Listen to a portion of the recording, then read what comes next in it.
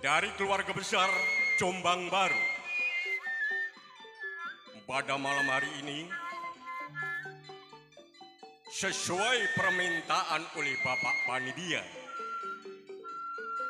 Ludruk Jombang Baru mempersembahkan sebuah cerita. Satu-satunya cerita yang banyak mengandung teknis dekorasi yang serba mengagumkan untuk Anda. Dengan judulnya Maling Caluring.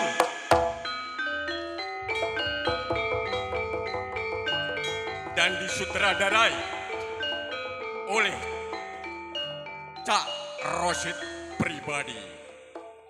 Ikutilah babak pertama.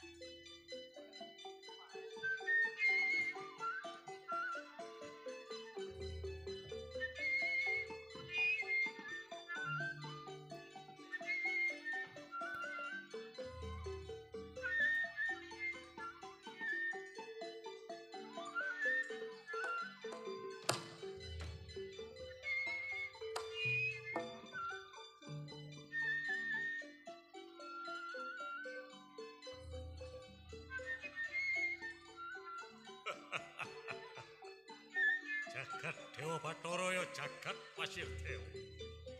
Ya kene siswaku kaloro iki nurut manut apa sing dadi wejangan. Tak kokon topo teteki nok Depok Cemoro Sewu kene manut apa sing dadi omongan. Ken Caluring dalah Galuga Sakti. Iki wis titiwancine, kowe wis titiwancine tapamu kudu wedhar. Kudu gugur dina iki. Amarga Gusti kang akara jagat iki wis menehi apa sing dadi kekarepamu sekolah. Ger, Caluring uga Galuga Sakti. Gugur ge.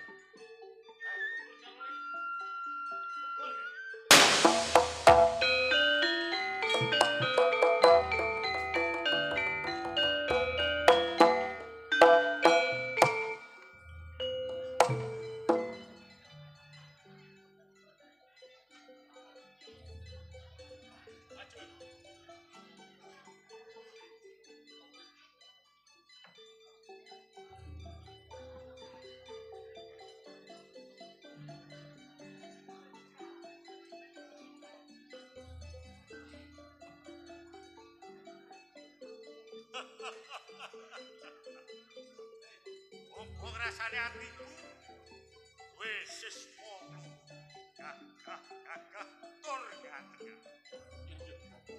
Ger Caluring dalah Galuga Sakti kula iki dina kowe sak loro wis titiwancine gugur oleh buta. Gusti kang akara jagat iki wis menehi waktu sliramu kula. Caluring maju ya. Maju.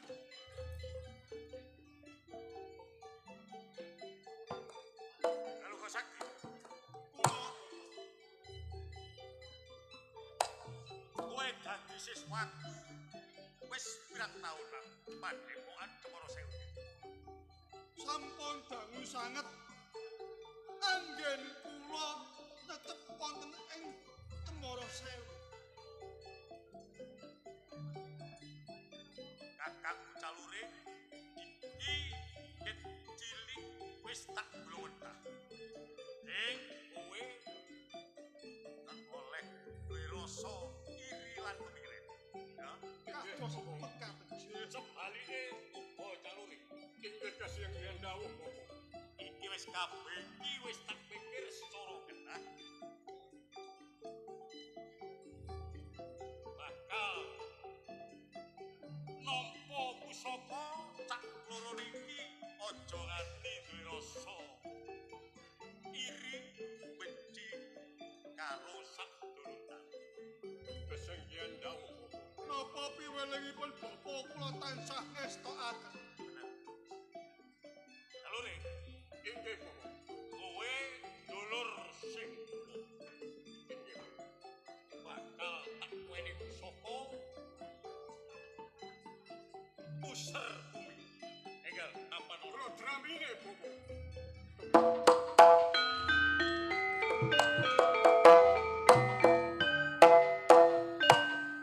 Apa semangkal? Matur suwun sanget kalian Bobo. Dene menapa? Bobo nyukani pusaka ku pusaka puser bumi. Kalore, pusaka puser bumi ku gak kena gawe sembrono, ya gak kena digawe sumbung-sumbungan. inggih Bobo. Iku minangka piandelmu aja nganti pisah penggang serambut karo serambut.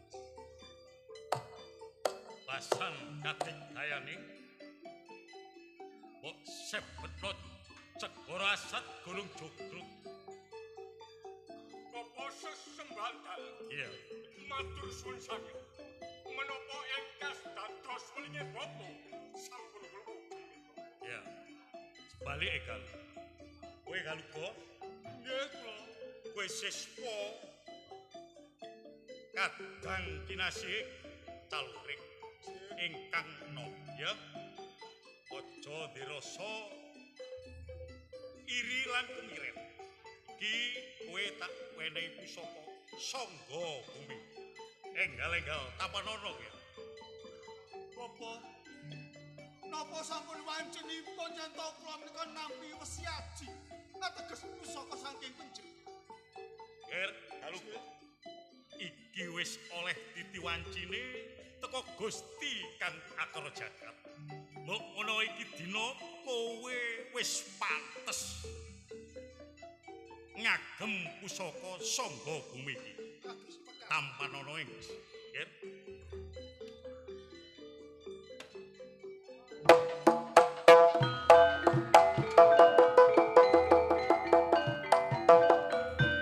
Bapa, Nggih. sasampunipun anggen kula nampi pusaka. Wertinipun pusaka menika menapa lajeng paleripun kados pundi? Iki Galugok Sakti. Kula Eling dan eling kowe wis ngagem pusaka sangga bumi aja nganti benggang serambut padha karo kakangmu tuwa calurik. Pasan gunung jogrok segara asat awakmu iso ilang basan padha karo pusakane kakangmu calurik liwat soroti lampu. kados. Ya. Kula tansah ngestakaken dawuh napa kados wejanganipun. Ki aku meling sekaru siswaku sing tak golo-golo. Eling dan eling aja nganti duwe sifat adigang adigung adigun. Sapa sira sapa isun masya awakmu sekloron dadi wong sakti dik daya kuwasa dik walidik dak tegas tapak paline pandhe sisari guren. Basan awak bunyi miber tapolar mencolot tanpa sitan.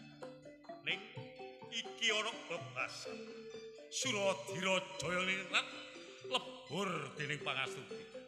Eling-eling ger. Sopae menungso sak alam donya sak jagat iki sapa sing duwe sifat angkara murka bakal ketindes bakal lebur ajur mumur karo tindak sing welas asih ya Kados mekaten. kok sak loro kudu duwe rasa welas asih sak pada-padane urip ya ki kowe wis ditiwancine mudhone tangane ning kowe kudu jamas adus kramas Kados mekaten. iya Mas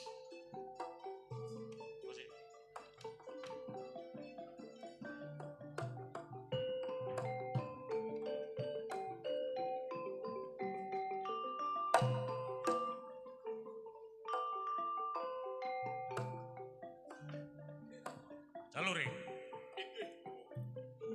kowe siswa sing tak gadang sing tak golo tak leliting kecilik cek rikala semono jiwa ragamu kira-kira umur 2 tahun kowe tak gonak Depok Cemoro Sewu kowe kudu eling pesane Bapak Guru wejangane Bapak Guru aja nganti ngalisir teko bebener iya jalur kate takon apa jalur Dateng pundi bapak kula kok ngantos 10 kali taun wonten dene bapak oh dadi awakmu takon bapakmu amarga awakmu tak gonang Depok Cemoro Sewu kene kok gak ngerteni wong tuamu sapa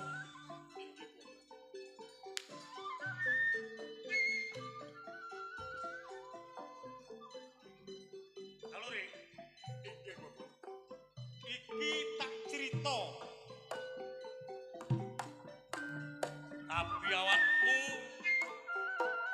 tak jaluk aja nganti duwe babagan angkara sifatmu aja nganti duwe rasa sirik karo aku iki aku tak cerita apa anane cerita iki bloko cerita nang awak Dik rikala sepono eling aku nek Purwa Deksina Purwa kawitan Deksina pungkasan Dik rikala jaman Majapahit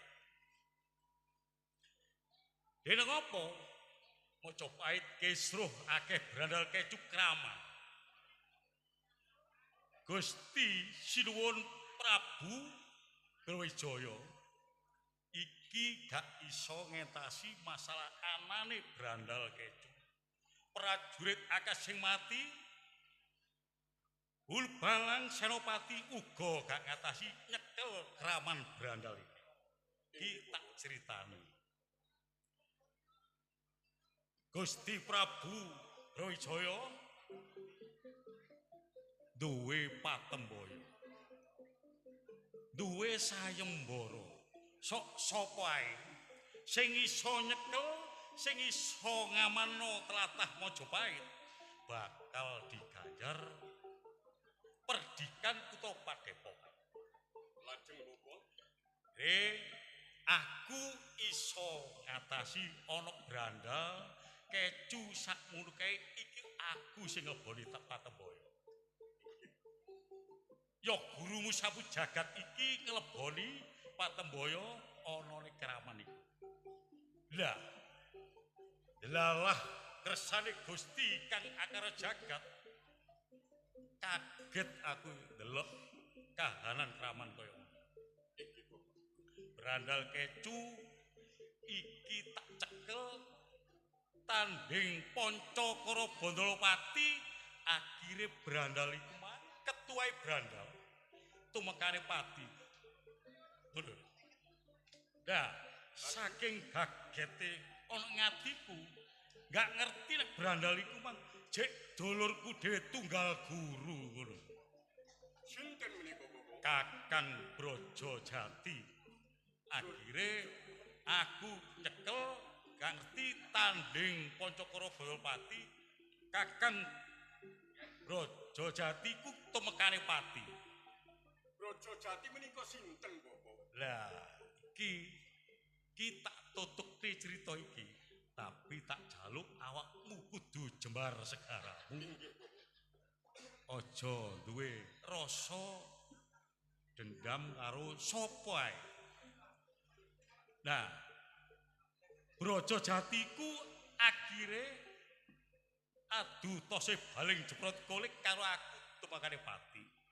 Ninggal anak sik cilik umur 2 taun. Tak gawa nang pedhepokan iki cemara sewu kene ya iku garuk maneh ya awakmu Jaluring. Bapak Guru.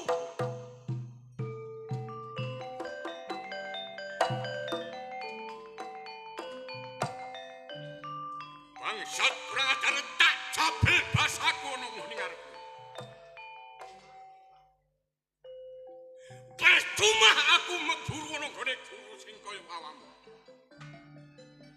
Guru. Ngerteni lho.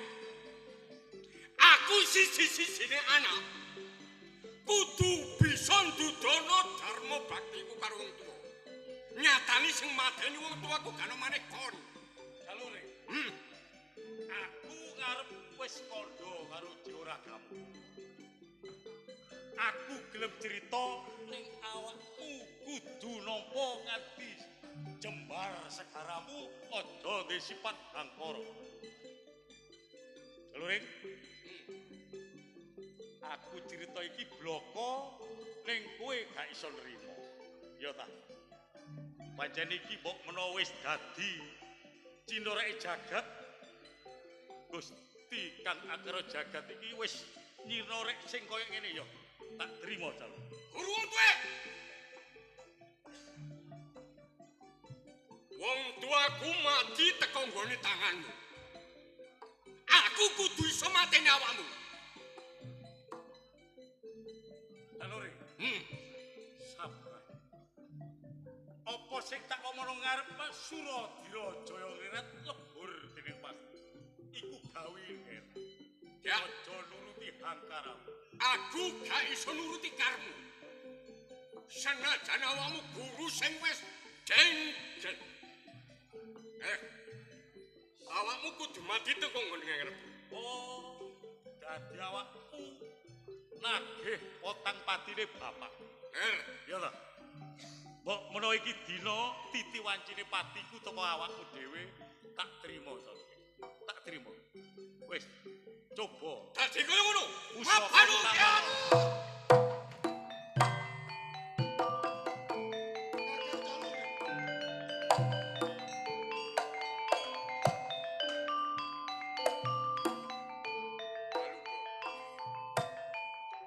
Ojo melu babagan iki. Ngerteni ngono? Apa sebabe guru iki jenenge tak pateni? Gak ngerti kesalahan ya, Pak. Kakang Jalu. Hmm. Jebul ya kaya ngono. Cilik digedhekke. Bodho dipinter. Sakwise Kakang Jaluring wis rumangsa pinter. Nungkak ro.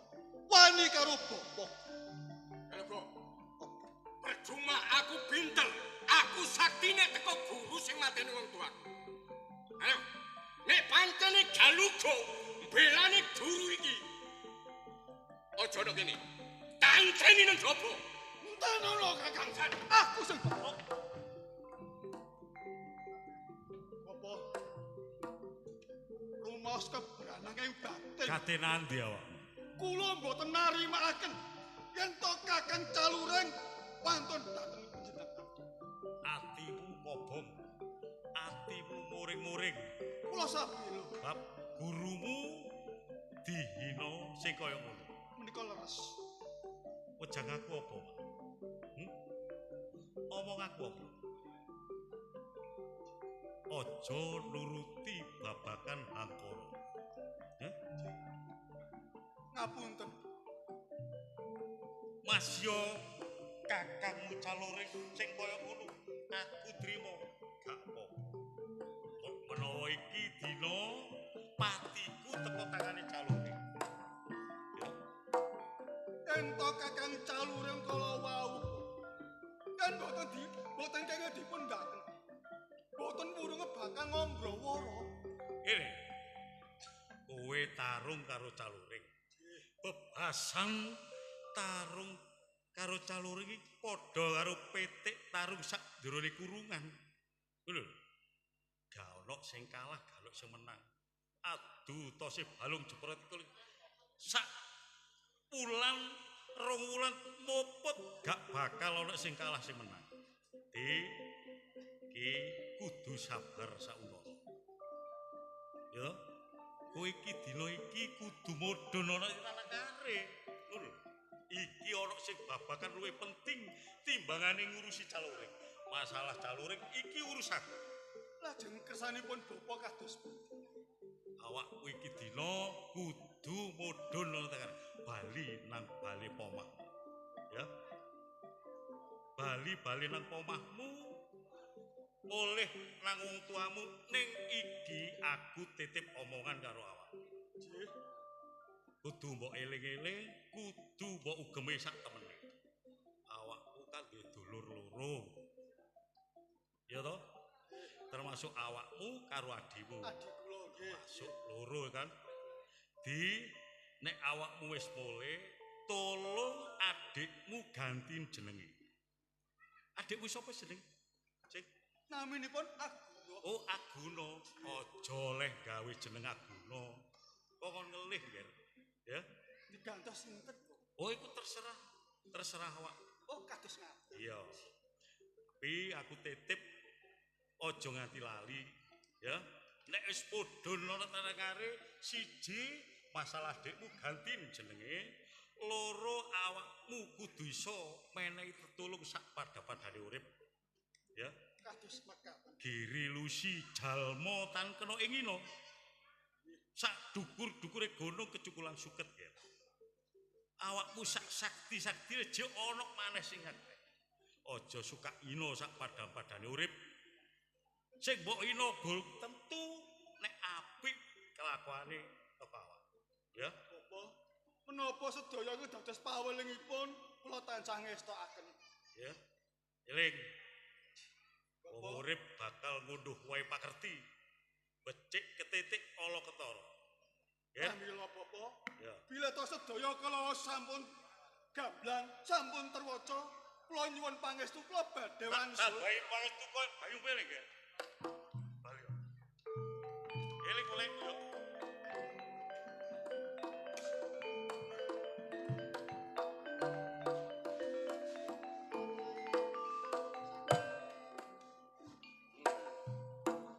Kok ana kedadean sih kaya ngene. Ya. Murid kinasihku Caluring ngalingsir teko bebener. Kebak angkara. Ya toh. Iku tetep jek siswaku dhewe. Galuka Sakti duduk kinasih sing tak golo-golo ning duwe rasa welas asih. Ya toh. Aku ora tega lali. Muridku loro iki bakal tak ketek tak jampangi teko adohan.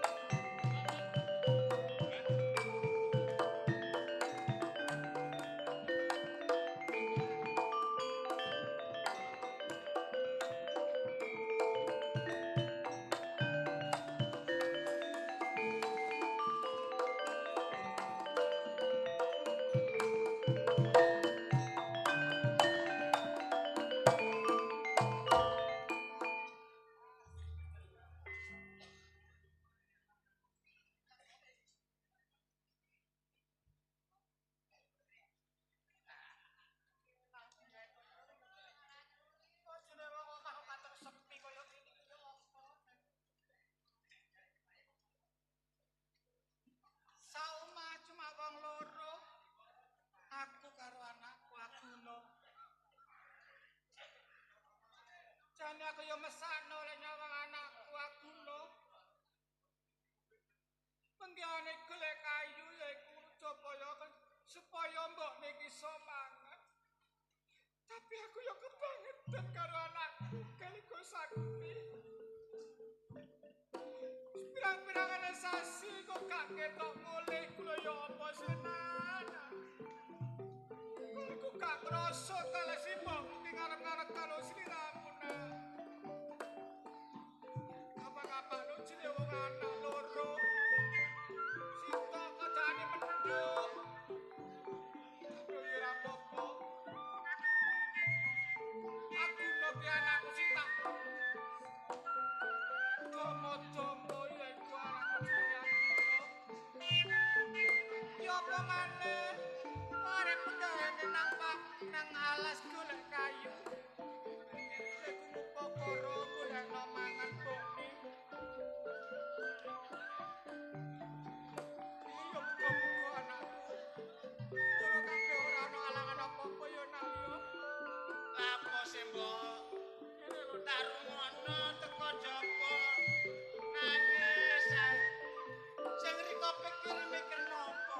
Kayu wis oleh kayu, Mbok. Aku mari kene kayu tak kira jaba. Kene lho nek jane tak ingirno. Aguna. Aku kene longso nak. Eleng-eleng apa saomahku wong telu yaiku cacahmu karo awakmu. Cacahmu pirang-pirangane sasi gak ketok omah. Gak ketok nang omah. Gak ketok sibuk. Yo nelongso nak. Kene lho, Mbok. Cacahku. Ilmu. Tak ibaratno ngendi jurung mbak kayune. Tapi apa yo dhek iku ora ngerti. Apa ora krasa lek simbok niki ngarep-ngarep tekane kapan ngono lho, Cuk. Mangono. Yo sing sabar, Mbok. Nah nek sampean bendina nangis, terus aku dhewe lho kudu melu nangis, Mbok. Ya wis ayo dilakoni. Ngene lho, Cuk, Aguna. Ya, Mbok. Aku sapa mau gak ono sliramu, Cuk. Aku gak karep-karep pikiranku. Lah iya, Mbok. Eling-eling sak omahku cuma wong telu. Wis bapakku wis gak ono suwe. Ya, Mbok. Aku lek nyawang awakmu kowe eling bapakku. Ya. Penting bapakku pirang-pirangane taun. Sampeyan nangis aku tambah kudu nangis, Mbok.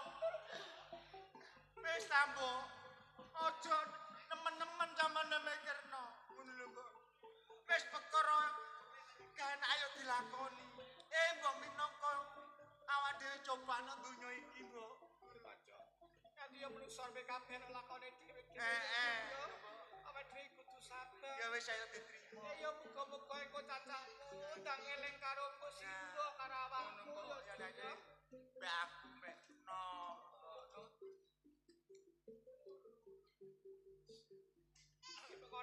Kono perjanjian iki kono tamu tanah kita. Ayo. Kene. Angin ono ping ubah.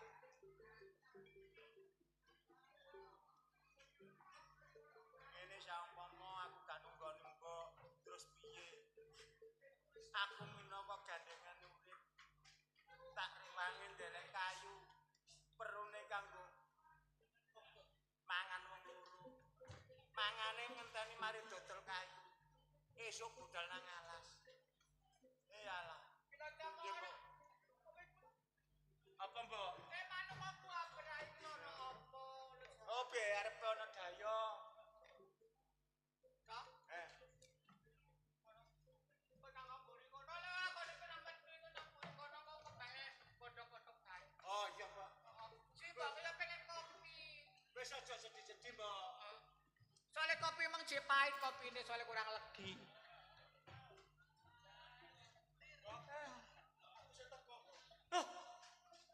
Cang. Kaliko Sakti ya Allah. Kok dawa umurmu sen anak. Mentas ngopo ae to? Lah iki mau karo adikmu Aguna. Oh, Aguna nang omah. Yo, lah piye apa pirang-pirang saji, Cok. Kok niku Kang tilek mana nang karo Simbo iku nanti ae to, Cok. Cok kan gawe karo Simbo ta, Nak. Ya sepurane to, Mbok. Sakwise aku metu saka omah, suwi aku ora menehi kabar karo Simbo. Ya mergo ana ing Cemara Sewu iku mung akeh panggawean sing bakal ndak ayahi ngono lho. Oh, dadi nek guru Cemara Sewu ki akeh penggawean ta. Pancene bener, Mbok. Tak kabeh ana ing jero omah kene kak padha seger waras kabeh to, Mbok. Ya wis pendongamu, Nak. Wong tuwa ki cuma sapa mugen nemahun wong loro. Ya oleh pendongamu gak ana alangan apa-apa. Ya rumangsa seneng banget, Mbok. Dene apa-apa maneh adikku si Aguna ya ora nakal. Manut pituture karo Simba. Ya saumpama iku aku no nakal, pitagene atine Simba, Nak. Ya ngene. Adekmu guna kaya ngono kuwi, bocah ya rada ndos ngono jenenge ya iku lho, Nak. Ya ngene lho, Mbok. Sakwise aku bali ana ing omah kene iki mau sepisan aku kangen karo Simbok karo adikku Ya wis ana bener nih lawamu kan karo Simbok. kaping pindhone, Mbok. Iki mau aku oleh titip peling saka Bapak Guru. Sing ditujokake karo adikku Adiguna. Ono apa to, Nak? Ngene lho, Mbok. Dina iki yen bisa adikku jenenge dikongkon ganti. Adikmu dikongkon ganti jeneng. Pancene bener. Lah maksudnya iku ya apa sih, Nak? Ngene lho, Mbok. Yen nitik saka kandhaning Bapak Guru. Sawetara iki kanggo srana supaya keluarga nang omah kene iki ben ora ana alangan apa-apa. Kula sing ndak jaluk Aguna sampean celuk aku kepengin kandha karo Adiguna dhewe. Cok. Kok iso ngomong kaya ngono kok kok ganti jeneng. Jenenge padahal iku tinggalane wong tua lanang sing swargi lho, Nak. Apa ya iso? Medakene atiku lho, Nak, sapa aku lagi diganti jeneng lho, Nak. Kabeh iki mung kanggo srana, Mbok. Ora kanggo selawase. Wis to, Mbok. Simbok manut apa sing dadi kandhaning Bapak Guru. Wong kabeh iku minangka kanggo lantaran. Mbok menawa ana ing jero omah kene iku bisa tentrem ayem. Ora ana apa-apa ngono lho. Ya ngene lho, Cok. Nggih, Mbok. Ya aku tak pasaran nang adikku no ae Purba Sesa tak pasaran nang adikmu wae. Kaya ngono. Gelem apa gak karek ngono lho, Nak ya. Wis gelene.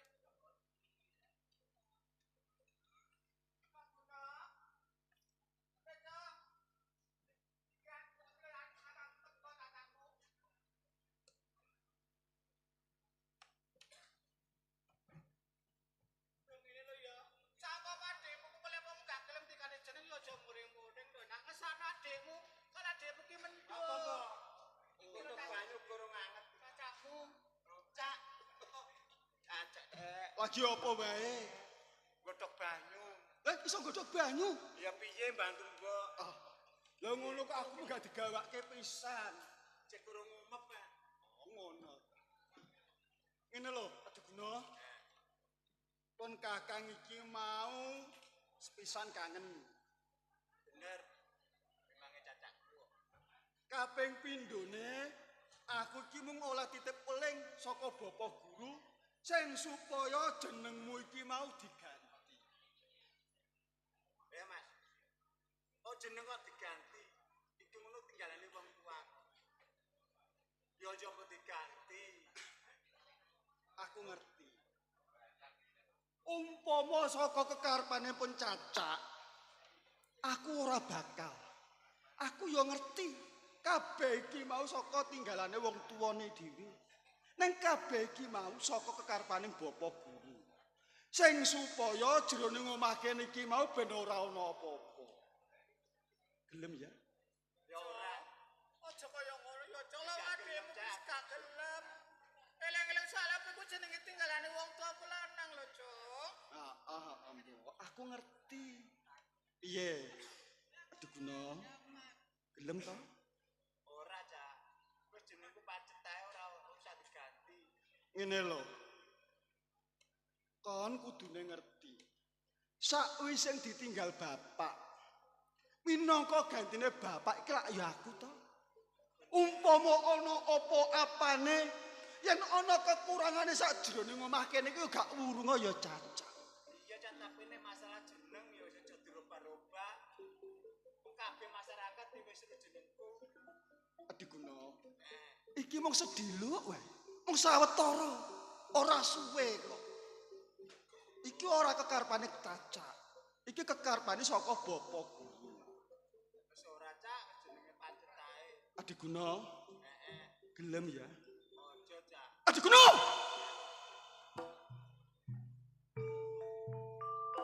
Sabar ya Cak. Kurang sabareng piye? Kon kudu ngerti. Ana jroning omah kene iki bapak wis ora ono. Bener Kandoriko Cak.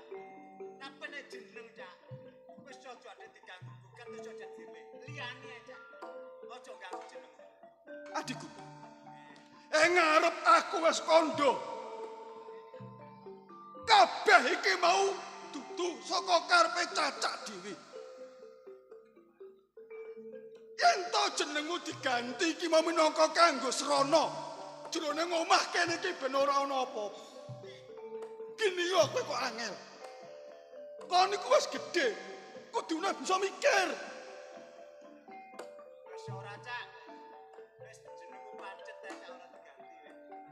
Mbok, Iya Cak. sepisan iki aku njaluk tulung karo Simbok. Aku sampean rewang-rewangi bujuk marang si Adiguna supaya jenenge bisa diganti. Tapi apa maneh Cak? Wong adekmu ya ora gelem. Eling-eling adekmu ki jenenge adekmu ki ya ketinggalane wong tuamu lanang. Apa ya aku tegel arepe ngomong ngono kok ya geleng-eling apa anakku lho Cak iki. Iku ya adekmu. Ngono lho Cak. Gak usah sabar wae Cak ya. Yen ngono Simbok belani karo Adi. Belani karo Adiguna. Ya, Belani Cak. ora apa-apa, Mbok. Yen Simbok belani aku trima. Nang Simbok kudu eling. Apa sing dadi tembungku sing kene? Bebasan, Mbok.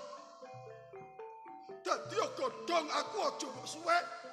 Dadi banyu aku aja mbok ciduk. Cak, kaya ngono Cak, kaya ngono nek ketemu karo wong tuwa tenan.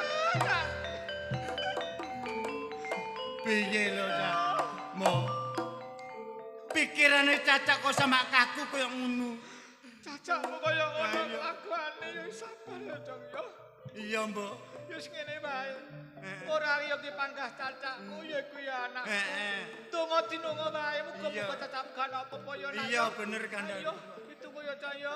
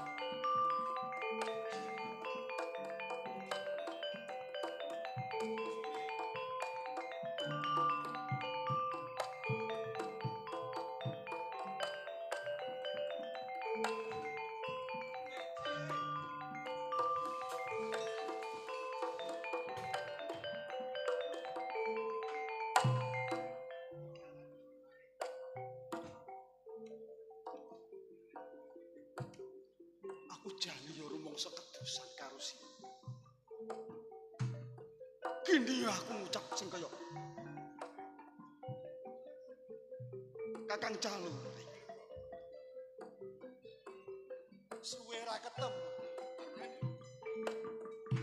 Mentas wae. Metu saka omah. Lah Kakang Calure arep ana ngendi? Heeh. Ini. Rikolo nang ngarepe bokokmu.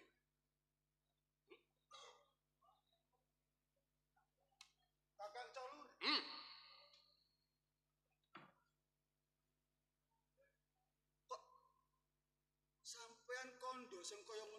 tegese yo.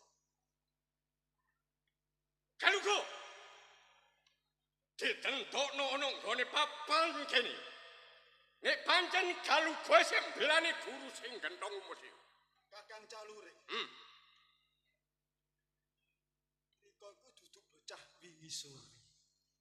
Kudune sampeyan ku iso miwir, kudu iso metani endi sing barang ala, endi sing barang bener. Nalika semono bapa tumindak sing kaya mangkono iki tanpa saka atine bapa guru dhewe. Tapi ngertenono. Sapa wonge, duwe wong tuwa dipateni, apa gak pirang, apa gak mangkel. Ayo, Galugo, aja kesuwen. Ayo ditentono iki, nek pancen Galugo mbelani guru sing kaya. Yen ngono Kakang Caluring isih gak nrimake. Gak nrimane. Ya, Kakang Caluring. Yen Kakang Caluring meksa sing kaya ngono aku sing bakal nuku. Dadi kaya ngono. Sepiro kadukan aku kepengen banget. Galugo.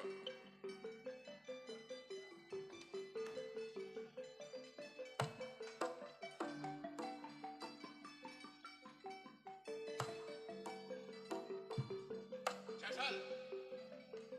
Apanu? Tak mbayajiku. Gak temekane pati. Api.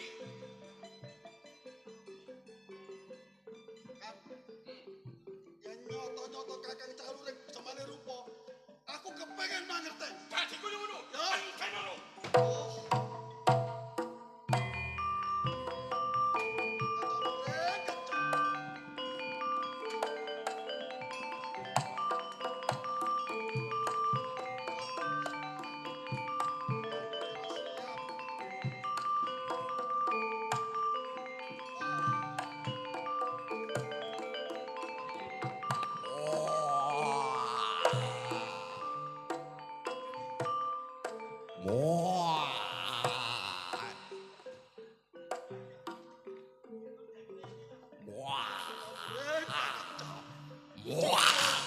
Jutan sawijining kewan macem. Apa kira kon dhewe sing Oh, maju kanthi legane ngati.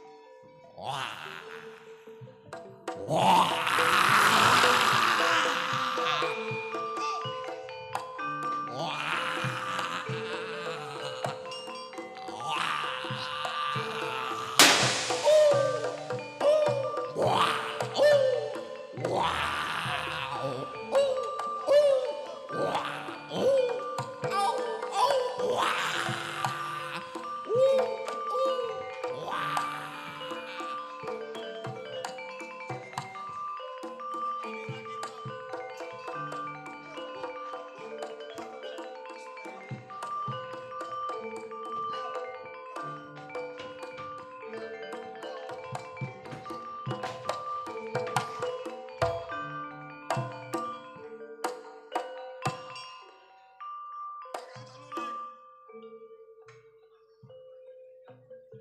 Dak candhet. Sawetara aja kok teruske. Yen Kakang Caluring kepengin tanding karo Galugo. Galugo. Caluring gak bakal leren perkara iki. Selagine aku sik durung iso mateni karo awakmu. Karo gurumu pisan. Kakang Caluring. Nah, kena Kakang Caluring tanding karo Garuga Sakti. Nang dudu dina wektu dina iki. Jangkep 40 dina. Rantin Kakang, aku sing bakal Anjani kok Galugo.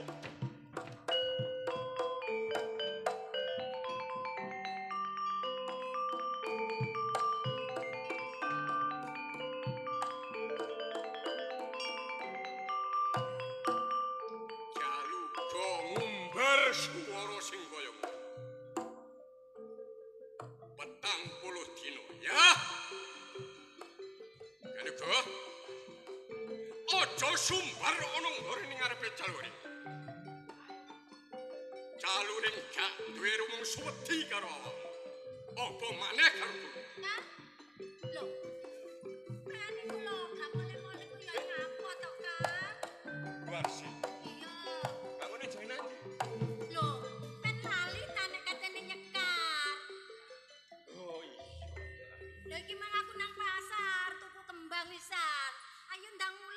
kok disita. Dek, Warsi. Jane cacak iki ya gelem mulih. Cuma cacak iki wirang karo wong nggone Kakang kono. Sebab apa? Wong kabeh ngomong, iku lho, adikne Caluring, Guarsi. Wis gerang daplok, gak payu omah-omah, gak payu rabi, apa gak mangkel, Lho. Ya apa sih, Kang? Sampai niku lho wong dulure ayune kaya ngene kok ora payu rabi ki piye to ya? Lah kok gak payu wong gerange kaya ngono kok gak payu. Ora gak payu ngono, Kang. Terus ya apa? Aku iki kan njalukku ngene lho, Kang. Piye? Aku lho kepengin duwe pawongan. Sing setia karo aku. Sing gantenge kaya sampean ngene iki lho, Kang. Dadeg piadeke, dukur, gagah, ganteng. Ya setia tur sakti mandraguna. Warsi. Nek setia dedeg piadeke gantengi oleh madani karo kakangmu Caluring. Tapi nek sektine Heeh. sak kurepe langit sak lumahe bumi ora ono sing madani kakangmu. Ngerti? Lho, lan ora sakti piye leng lindungi aku, Kang. Awakmu kudu nyekar. Heeh. Saiki nyekar dhisik. Lho, sampean ora bareng aku to? Malam Jumat maneh Heeh. engko kakang melok nyekar. Ya. Walah, tuwas aku mangkang doleki Wis ta budal peno. dhisik. Kakang iki sik ana perlune. Ngono ta? Tanteni ya, Kang ya. Iya, iya. Aku tak mulai. Iya, sing hati-hati. Nyekar dhewe aku. Yo sing hati-hati. Iya, Kang, aku mulai ya. Kang, Iya iya. Oh. Dadi nyoto-nyoto nek adikku Guarsiku gak gelem rabi, babakan iku sing dipikir. Bener panjene. Tapi aku isih eling. Nok nggone bapa guru kaya ngono. Sing apik aku ngeter ilmuku. Tak colongi aneh lurah.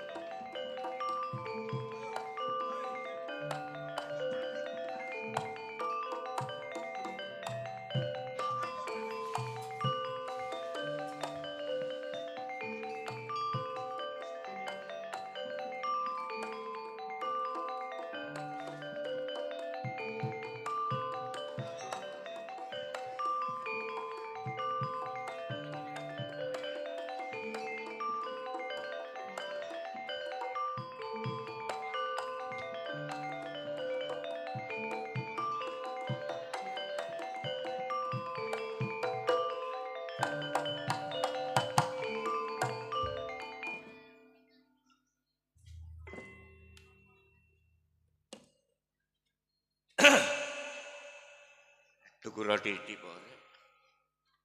Lah iya. Awak dhewe aja nang-ngone lurah. Wah, ya ngono. Nang warung tok. Bayar iki nang ndi? Wong kene iki tadi polo. Dangkruk ijen. Omahe sepine kok ngene. Oh biasae. Wong aku karo bayan iki lho. Karo iku nek blas. Baik. Pak Lurah.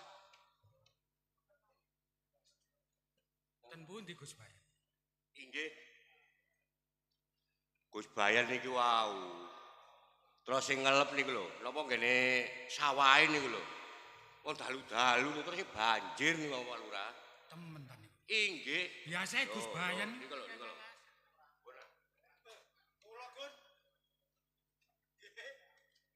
Dugi pundi mawon sampean? Keliling. Keliling ten pundi? Nggih, niku muter-muter ngene. Yan, kok nek ngomong yang bener yang iki lurah yan. Kelemak. Nggih, Gus Polo, nggih.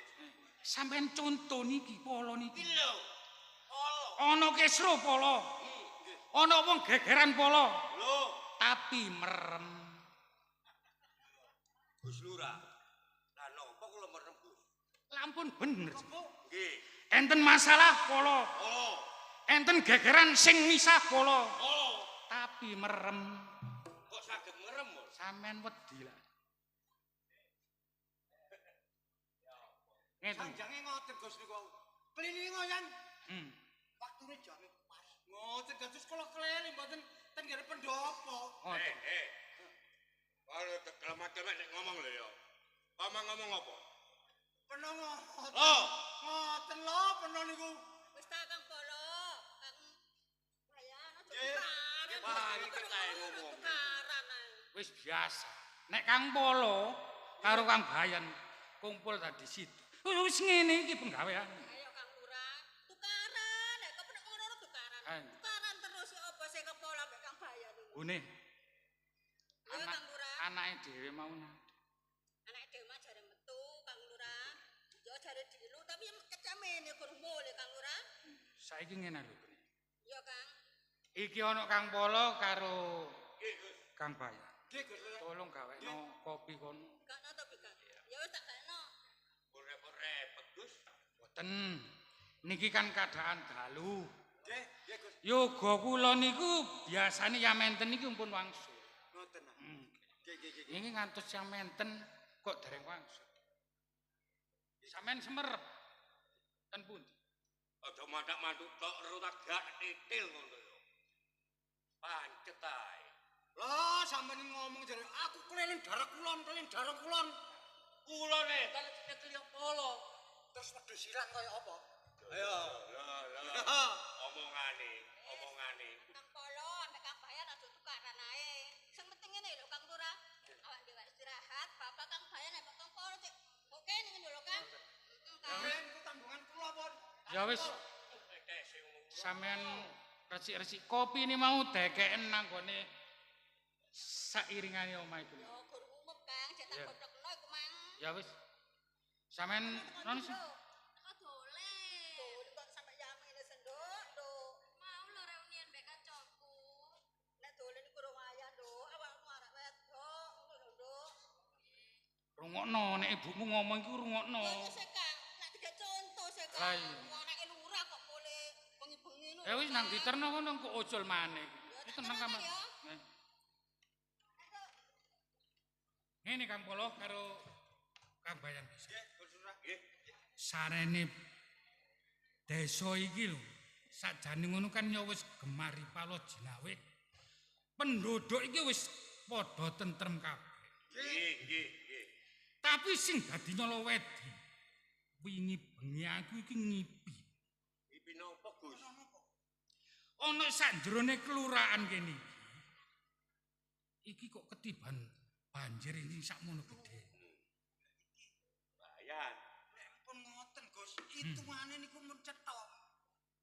Sing kon maksud Banjir niku nggih. Nek pun melandhat toya niki napa mawon katut, Gus. Nggih. Nggih. tapi ana sak jerone ipen sing katut banjir iku duduk para penduduk. Tapi anakku wedok. Lho. Lah apa lho hitungane lho? Yan. Yan. Iki gak guyon lho ipene Gus Lurah iki lho. Nggih. Yo. Nggih. Masalah sing dipekno anake ya. Ya napa Gus? Niku Gus? Ngene. Lah, Nggih. kula tanglet malih. Heeh. Jam pinten ngipine? Waduh. Iku sing dadi perkara. Nggih. Ajame mati. Soale senten Cuman Nggih. Nggih. aku kok krungu petik kloro, tapi sepisan. Apa gak iku wis para esuk? Titiyane gandayane puspa tajem. Nah. Iku hitungane lho. Lah iya kok dungane kok teges kon Mang Yan. Bapak gak ngono wong aku kok. Ngene. Nggih, nggih. Antarane Kang Polo karo Gus Bayan. Nggih. Aku njaluk tulung bengi iki.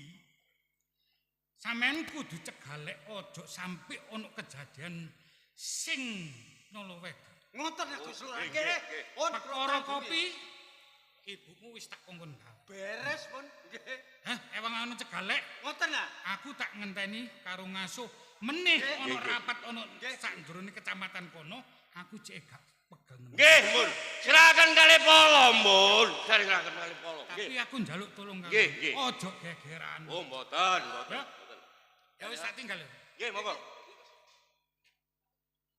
Rungokno kupingmu. Kudu ora ngomong apa iki, Mang. Jane lho aku nek powethuk awakmu nu jane wis. Ya lah. Apa o? Lho.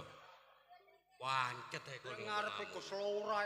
Kulo niki sing wis Kondo tak beres kondo. beres ae lho. Ya, iki lho. Apa? Saiki ngene, Yo. keadaan bengi. Hmm. Lak ngantuk ah. Yo. Carane dibagi. Oh, aku ngerti. Iya. Ngerti ngene Yan. Heeh. Iki wis bengi. Ya, Lampu meli-meli, ya, aku turu dhilik, ya. jogon. Ya. Engko nek aku melek, aku tak jogo. Bener ah? Ngono ta? Ya iya. Ya setuju. Ya kok gak enak ngono. Kok iso ngomong gak enak? Sik balanan sik, balen. Nek aku turu, Ya nek ana turu, aku jogon. aku jaga, ya. Nek kon turu, aku tak ke. Ya apa? Kok gak enak. Enak ya? Wis adil wis. Kene carane Mas. Ya apa? Kaya Ya aku apa? wae. Ya. Engko nek peno sing melek, Ya. aku sing turu. Heeh. Lah nek peno sing turu, Ya. aku sing melok bubuk. Lho. Podo-podo lah. Wis Cari, ayo. iki ne tak patenane dhisik. Eh? Lampune lek tak bawon kare koyo ngene. Sekakeli kan nang kono sih. Lah perjanjian ae. Ya apa? Engko nek ana jago kluruk, Hmm. peno sing turu. Ngono ya. Iya. Nek ana jago Kluruk, luruk peno turu. terus Engko nek ana wedhus, bek aku turu. Lho. Lah kok turu tok sih lho. Wis aja ae ngomong. Yan. Lah, Sekakeli. lampune. Sekali patenane Ya. tak iki sik. Tenang. Ya. Ya Allah, wis kok. Kok bulak Peno lho sing ngongkon. bulak. Paidu Gus Lurah. Ora, lurah iki pasrah karo bapak. Oh. Lho, terus nek lampune ngene iki terus ngene aku ya terusan.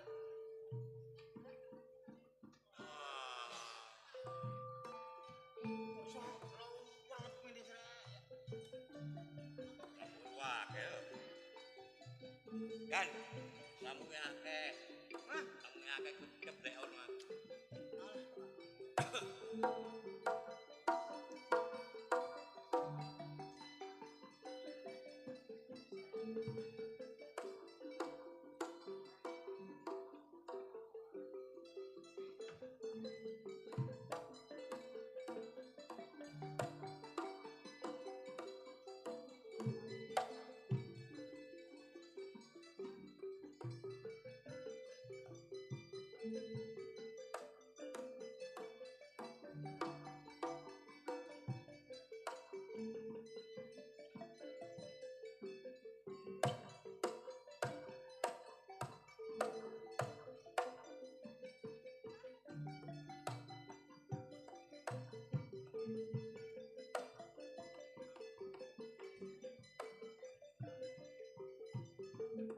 Kan.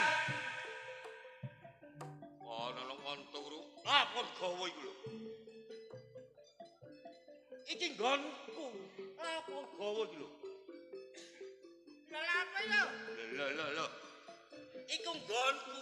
Aku sing gawa polo. Napa kon gawa? Nggih, Peno gak lali ta? lali. Penuncang rene paling. Ora. Wis kono mesti garai terus. Ojo ate pola-pola lho ya.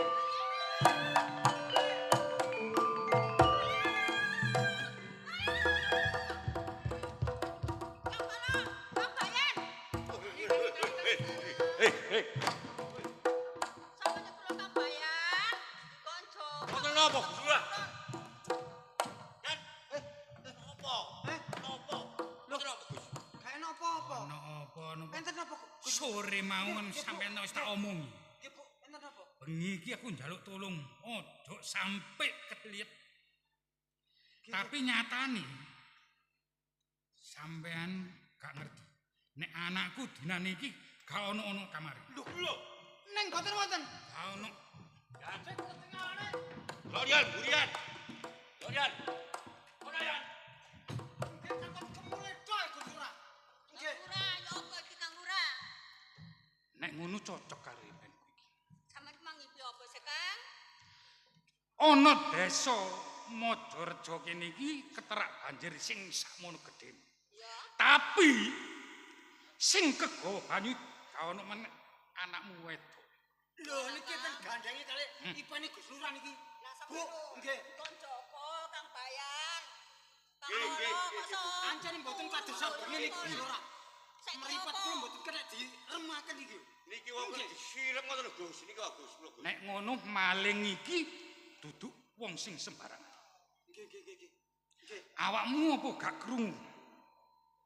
Klesike omong utawa unine petik sing tengerane mlebune maling sing. Nggih. Piye Yan? Ya delok ono sik Kang Polo, Kang Bayan. Sampeyan sing kudu tanggung jawab Kang Bayan, Kang Polo. Yan. Iki anak Gus Lurah. Elek api disana dhewe. Ono ilang iki. Ya apa iki? Lah iki. Lah iki kemae. Ngene. Ancene aku mau rondok krungu kupingku. Heeh. Jarine malinge. Takoni malinge sancene. Ya. Ayo. Desa kene nek kurang percaya. Iki lho cekelen. Maling nyolong telo. Lho. Sampeyan Kang Bayan. Nggih. Mosok maling ngono. Ojo celometan. Ngoten ya Gus. Babakan iki gak kena digawe guyon. Kon gak krungu ta? Ora. Lho. Ora. Ana ya ana kok Kangkung. Iki loro telu sing nolong galuk maneh. Sapa Kang Polo? Paling Sampeyan iku rondo. Nek ngono, wis aja pakan kesuwen. Ngene sampean tungone omah kene. Pumpung gorong ado maling iki. Ngoten lho Gus. Ayo digoleki. Pumpung gorong ado. Sampeyan ono omah. Kang Polo ono.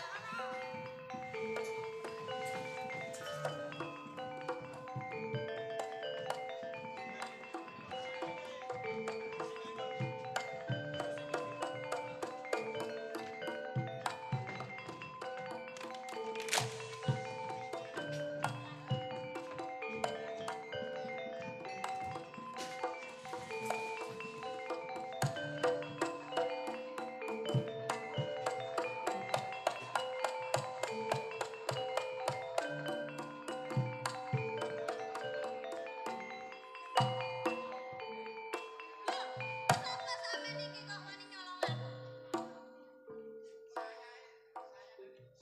Lastri, Ya. ngerteni? Apa sebabe awakmu tak colong? Aku duwe rumangsa seneng karo awakmu. Senajan awakmu isih cilik, calureng duweni rumangsa seneng karo awakmu. Ayo, ladenone ya. Aku ora gelem. Gelem tegak, Mau. gelem tegak. Mau. Aja ngenteni aku murung-murung lho ya. Lastri, gelem ngladeni tegak? Mumpung durung konangan karo wong Majareja. Arek Sulastri iki tak lebono Kanjeng Gelung. Yap.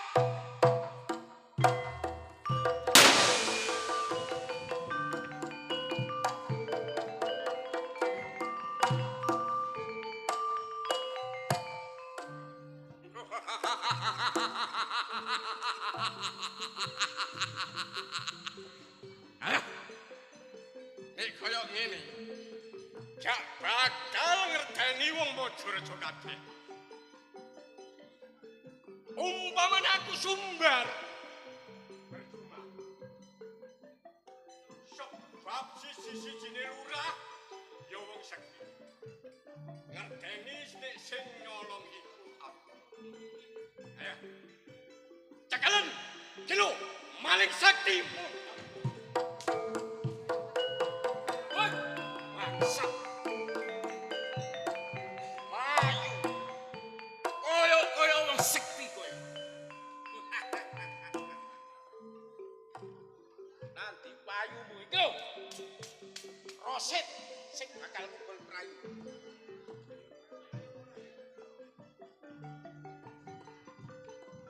Senyapkan aku dan.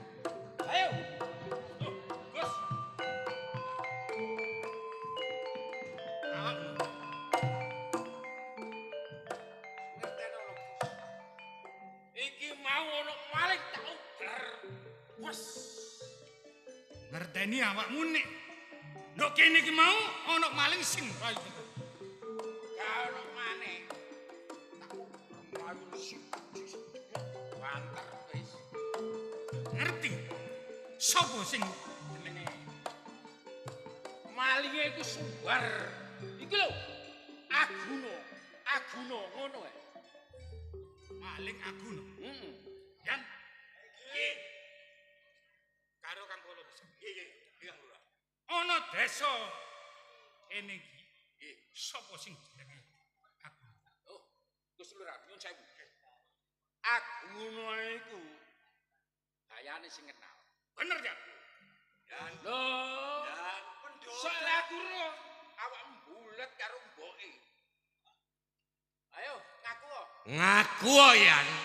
Iki ana pemuda iki sing ngono lho. Ayo, ngaku kok yo. Sopo maneh nek sampe sing nguruki maling? Aguno. Lho, nek nguruki maling boten. Cuma ancane nggih kula lakoni penduduk kula niku Gus Lurah. Nggih, Dadi Aguno iki penduduk ana Majarejo. nggih sing griyane pojokan niku. Sampeyan semerep ya. Semerep. Nggih, Gus. Nek ngono wis aja kesuwen. Ngoten Ngene. ta? Ya napa? Bahaya niki sing rumahe Gus. Monggo kisah griyane mawon. Ayo Yan. Nggih. Terno aku nang omah. Nggih, monggo Kak. Ayo. Nggih, monggo.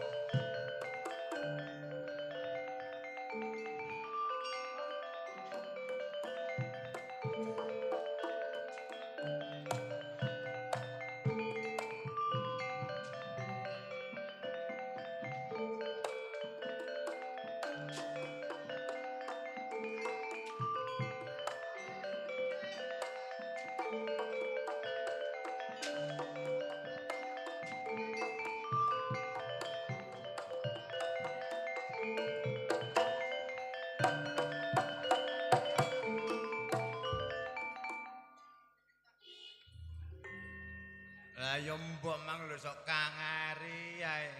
Wong tak kandhane. Ayo bareng, Mbok. Lapo sampean niku sok ngari ae mlaku. Wong dintenteni. Ayo. Lho, Nggih, monggo sing ngene ngarep iki. Ayo. sapa iki? Panggring karo aku. Po. Lo. Po. Lo. Pak. Pak. Yan. Yan. Ayo ngomong. Iya ya lo. Ngomong. Aku nek mbari situ iki gak mentolo. Kok bisa ngomong gak mentolo kok? Dilan. Nomor 1 anak wong gak duwe, rondo pisan lho. Udo karo rondo. Penok rene iki ana perlu napa jo gegeran, Terus terang. Jenenge Aguno. Heeh, aku Aguno. Jangan perseni paling. Persen. Tak omongan. Ya. Iki lho. Bener iki. Heeh. Ning aku. Iya. Pompong durung Lho, ngak kamu tak ada daya. Ana. Wis saya, ya. Mbak. Ora dalu ta, Nak? Rika ket mata anteni ana iki lho wedhus kipas loro. Aku nang mburi kan lek golek kayu. Golek kayu ono apa, Nak? Mbok ana polo mbek bayan iki. Gus Polo. Nggih. Karo Gus Bayan. Wong iki wagi wigati napa Gus tirak mriki? Ngeten. Saderenge kula mboten saged jelasaken. Nggih ya. Dadi dijelasaken kali niki bayan niki. Apa? Terus memang suarane banter. Ayo ngomong lo. Yan, langsung sik. Wigati napa nyenengaken kelompok kula niki lho, Gus? Nggih. Cek ditangleti kali bayan dhisik. Ngene mboten ngaku. Sampeyan kula dugang-dugang. Ngomong kan? Gus Bayan. Jenengan manten wigati napa teng griya kula? Le, aku takok karo wong iki. Takok aku. Aja atik belit-belit aja atik di. Goroi. Ora. Bloko suto ae. Kok cek gampang. Jam 2 bengi awakmu metu. Aku metu. Yo, ya apa lo? Wah, baru tak gorok. Ayo. Aduh, Gak ngono sih. Wong takok masalah metu aja nek aku metu jam 2 bengi. Dole apa kan metu? Lha nyolong pencete Pak Lurah. wong arek luru Jan. pencet yo. Sing teman. Ana pencete Pak Lurah. Gorong-gorong aja ngono telepono iku. Ya. Takon Oke, rumane. Gus Polo. Takon rumane. Awakmu luru pencet ae. Bener ya. Tuh, ajane bener. Tok. Bener nek kon luru pencit mencolot. Percaya iki aku. Katik jeblong iki, Mang. Kurang titik iki. Ora titik. Ayan. Aguno. Sing rene gak aku tok le. Karo sapa? Iki Gus Lurah melok rene mulane. Awakmu ngomong ngeblok suta apa anane ya? Wis takon Gus Lurah. Ki wis iku ngomonge. Iya. Wis tak beberong ngene. Iki anak Gus Lurah ilang. Saiki. Anak Gus Lurah ilang. Heeh. Lho. Ono apa iki kok sampean kok ngarani iki barang kok sepuluh jam udah bengi barang ana. Masalahe apa? Tak delok jam 4 iki.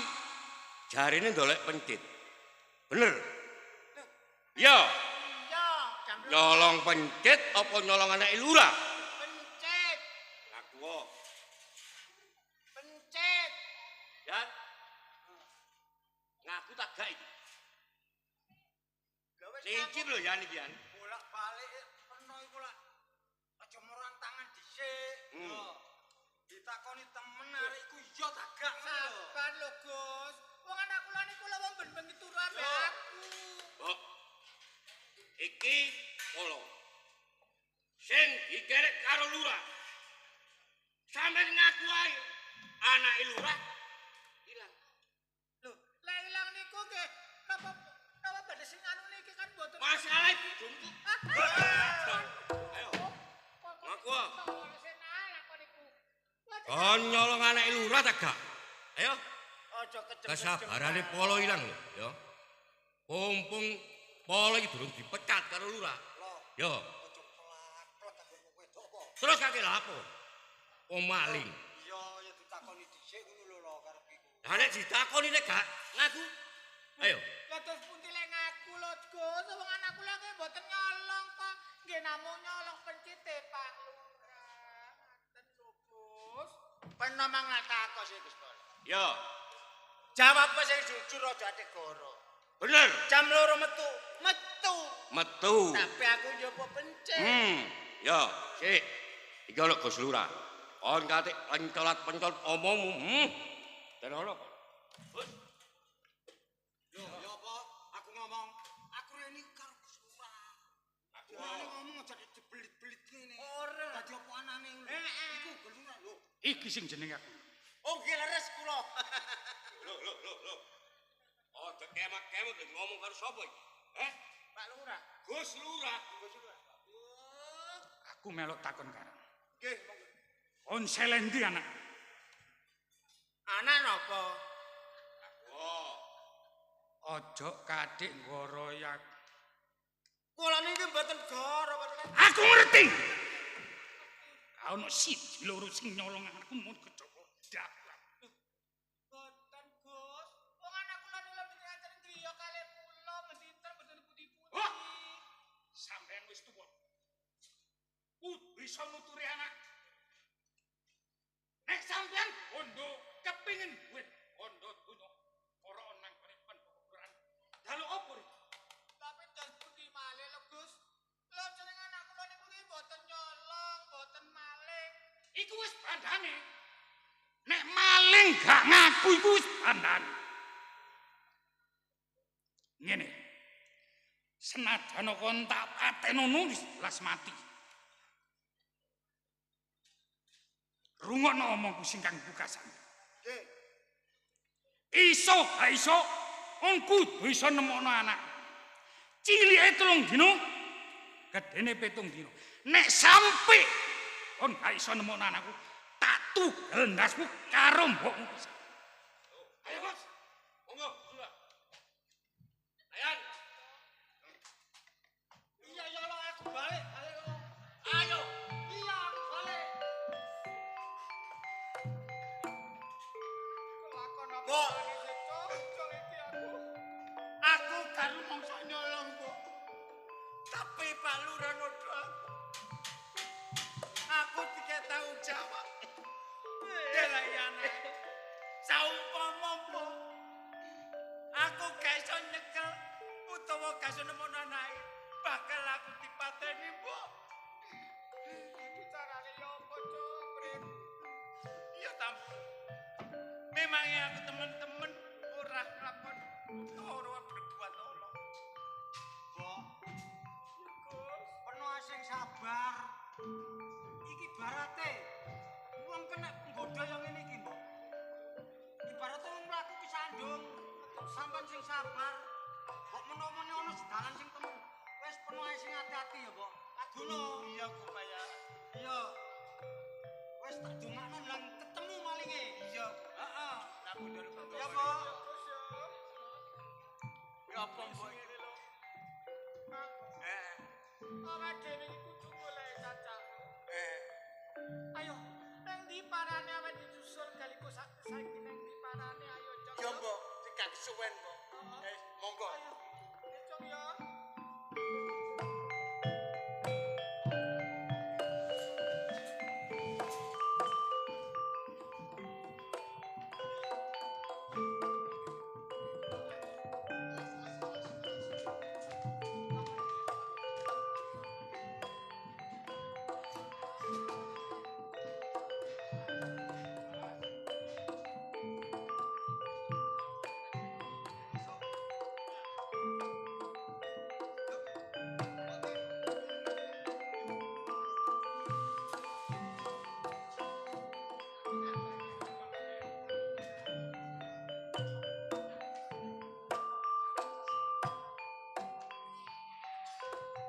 Ayo Cok.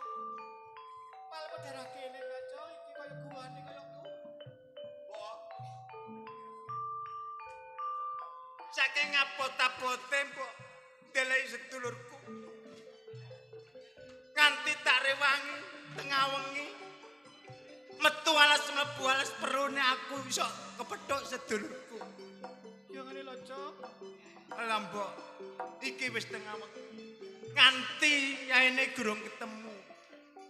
Topo nang ndi ya, Mbok ya? Ya semoga-moga awak dhewe ketemu karo cacakmu ya Cok ya. Wis sampun gak ketemu minta kene. Lah, iya, Mbok. Kene Simbo ya Cok. Oh iya iya iya. Sawangane kaya lho. Cok. Lah iku kaya anak gua ta Cok lho. Iku lek. Cacakmu. Walah. Gusti Allah ngemehi Petunjuk. petunjuk. Heeh. Nyatane sedulurku nang kene, Mbok. Tak gugahe, Mbok ya. Piye? Celuk wae ya Cok ya. Diceluk. Kaliko sakti. Simbo sing teko Cok.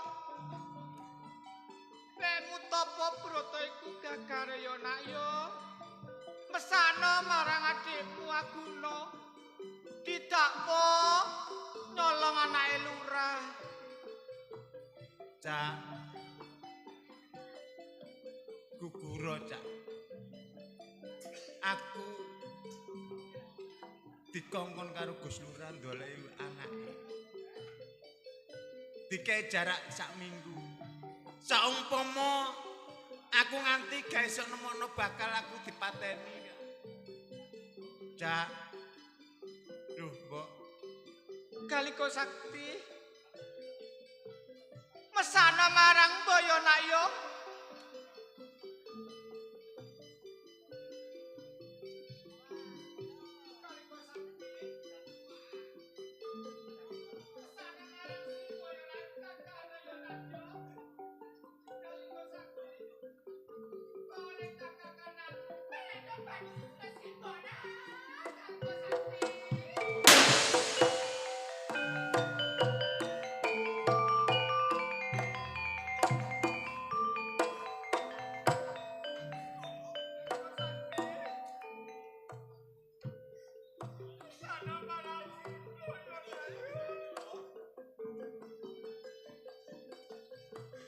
Demo ditakon nyolong anake lurah. Pirang-pirangane dina iki adikmu dubur-bur Gus Lurah karo Gus Bayan karo Gus Polona. Kon nemokno anake derene ilang nuduh adikku nak. Tulung ana simbok karo adikku yo nak yo. Mbok, wis. Simbok ora usah dadak nangis. Wis, Mbok. Cukup Simbok anggone nangis ana ing ngarep. Yen aku ngerti Simbok nangis aku ora kuat. Pinelungsonane kok madhemu ku diajar karo Gus Lurah karo Gus Polona. Sano yo Jong yo. Aku sing bakal tulung, Mbok. Aku sing bakal sabiyantu. Yen ora sakjroning omah, yen ora ana sing bakal sabiyantu yo sapa maneh yen ora aku. Iya yo Jong, eling-eling kon iku anak sing gedhe yo Jong. Gantine wong tuamu lanang sapa maneh lenggak sliramu yo Jong yo. Ya mula sangka iku mau lho, Mbok. Nalika semono apa to sebabe nganti adikku. Aguna ndak kongkon ganti jeneng. Butuhe iki ya kanggo nyapeh perkara iki mau lho, Mbok. Iya pira-pira pote Simbok wae sing gedhe yo Wis, Jong. ora apa-apa. Masa ngerti lek ana problem sing kaya karu-karuane kaya ngene, Jong. Wis saiki ngene, Mbok. Oh, Kaliko Sakti. Sawetara Simbok bali. Ngono aja. Engko aku karo adikku sing goleki malinge. Tapi sing hati-hati lho, Jong yo. Eling-eling adikmu yo kaya ngene. Sing hati-hati tulung yo aku tak bali yo, Jong. Ya muga-muga pendungane Simbok gak ono alangan apa-apa yo, Jong. Wis pangestune wae, Mbok, sing tak jaluk. Wis aku tak bali yo, Jong yo. Sing hati-hati, Mbok. Sing hati-hati ya. Sing hati-hati, Mbok. Jadi gak tega marang anakku. Mbok. Yo sak wis lanang sak kata-kata. Siapa?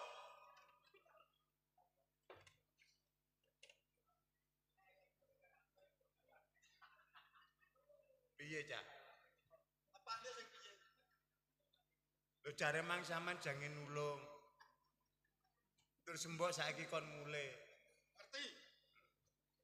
Wes ngerti yen ana ing omah ana kedadian sing kaya ngene iki, Mas. Ya ora ngerti, Cak. Umpama kon biyen manut karo Cacak. Ndak kira gak ono. Anane aku gak gelem dililak aku sing gane jeneng lak bapak, Cak. Biyen aku lak wis kon. Aku ngerti. Wong sawetara, ora suwe. Ning kon sing ora kena dikandhani. Saiki yen ana kedadian kaya ngene, banjur sapa? Sing kalang kabut sapa saiki?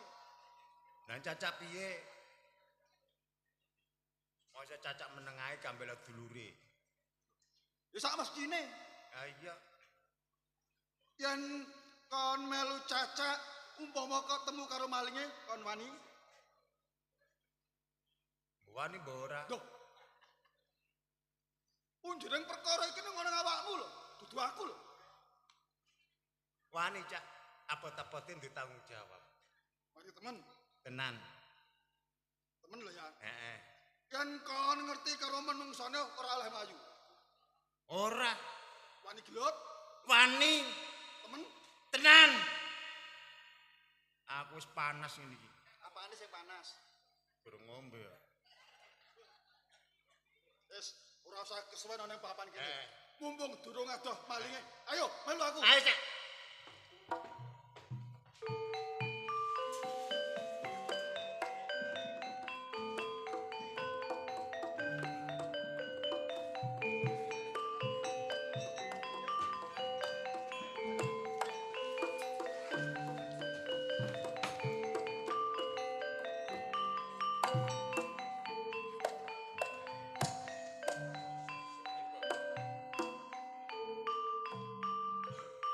Yen ndak sawang Kakang Calureng iki mau kringeting drodosan.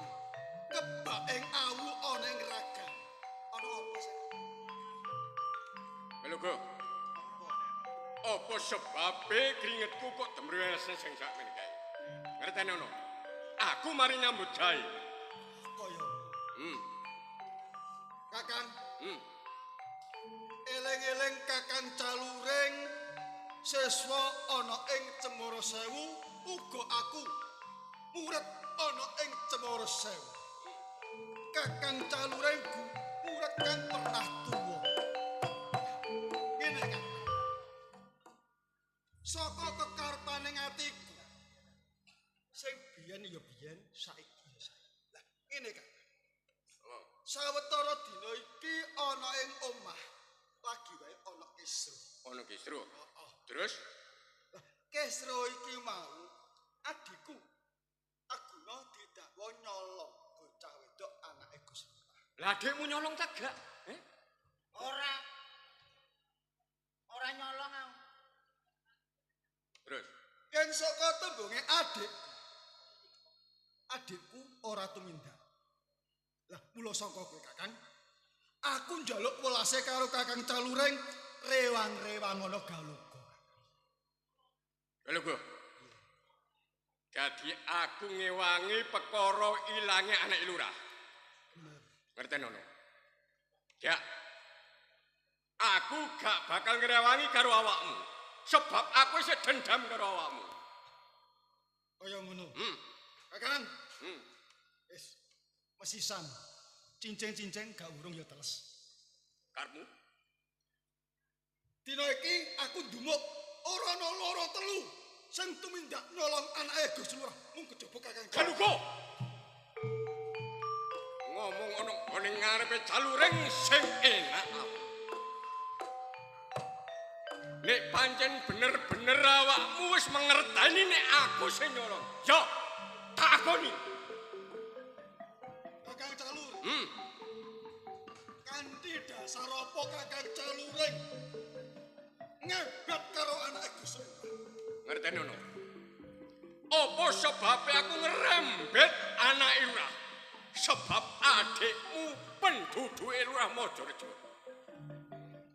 Yen nyoto-nyoto Kakang Calureng sawijining siswa murid ana ing Cemara Sewu kang luwih digdaya pilih bobot pilih tanding bebasan.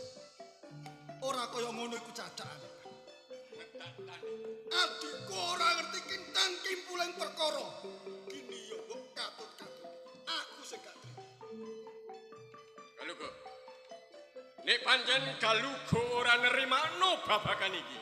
Ya, ngejak apa? Ngejak apa karo Calureng? Malinge cah iki termasuk. Wani. Wani ora kok. Apa? Apa?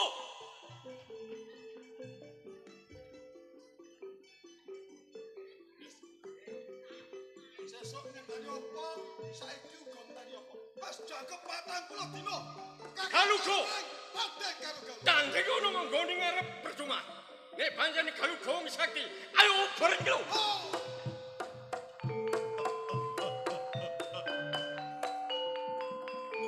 Kang Calureng, Kang Jungur. Aguna. Iya, Cak. Ya iki mau menungsane. Sing gawe bibrikan ana ing desane ngawake dhewe, sing gawe jenengmu ala ya menungso iki mau. Gak layak, Cak. Praupane wong jelas wong ngono iku. Senengane gawe oleh kampung. Mumpung durung adoh playone caluring. Ayo. Ayo.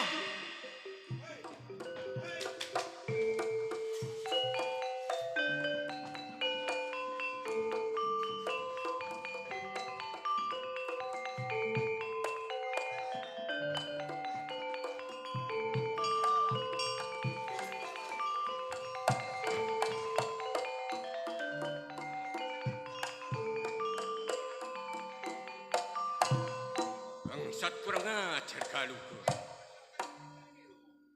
Nganti pelaku kusun kaya ngono diuber oleh ngarep ya. Iki ana ontong gendang. Mosok ngerti yo Galugo nek aku bakal mlebu ana gone jerone ontong. Ayo. Galugo sakti. Nek awakmu wong sekti Mandraguna. Cel ubren lakune caluring kena gone ontong.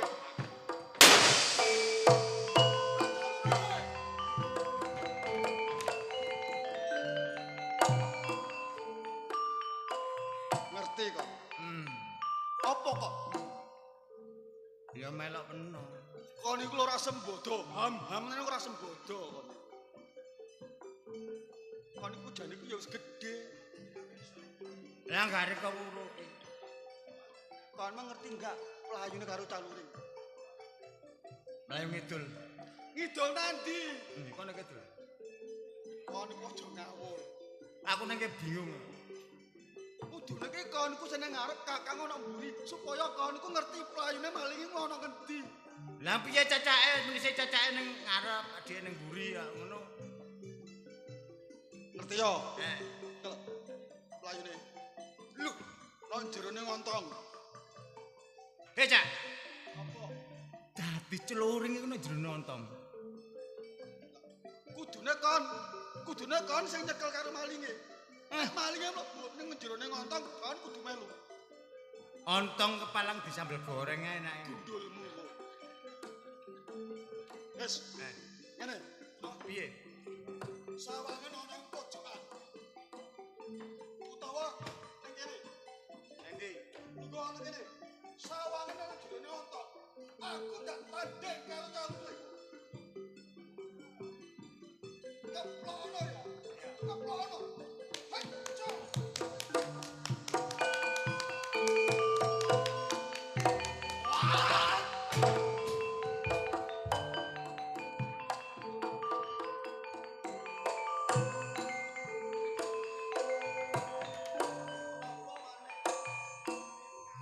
Mengkorok aku dah. Kon tak bukan ngawak-ngawasi. Wis tak awasi. Pur.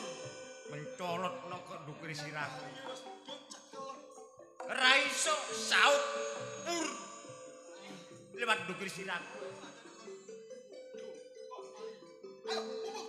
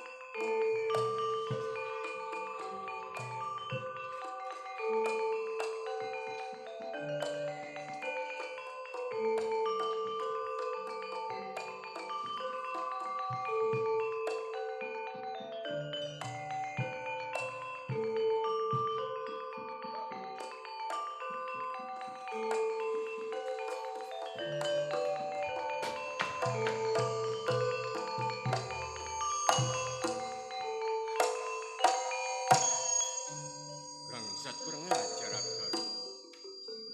Aku mlebu nang ngene ontonge gedang sih. Ya.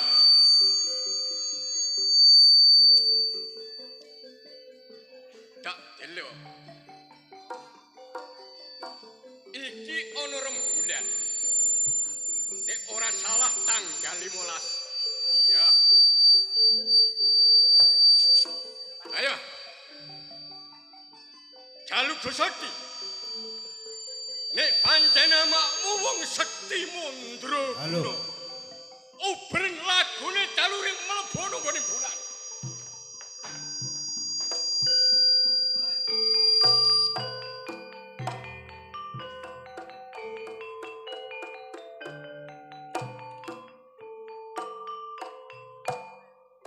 Apa? Kok modelnya kan kok kayak ketek ketulup toleh. Oleh ku ngawasi sama gak ketip. Sliwer. Lap bilang. Sliwer. Lap bilang. Mulane kon iku dadi arek lanang ku mbok sing bergas, mlayu iki bleber, ayo ngono. Anyene gerung jamu jare. Ngerti kon? Kon ngerti enggak playune caluring?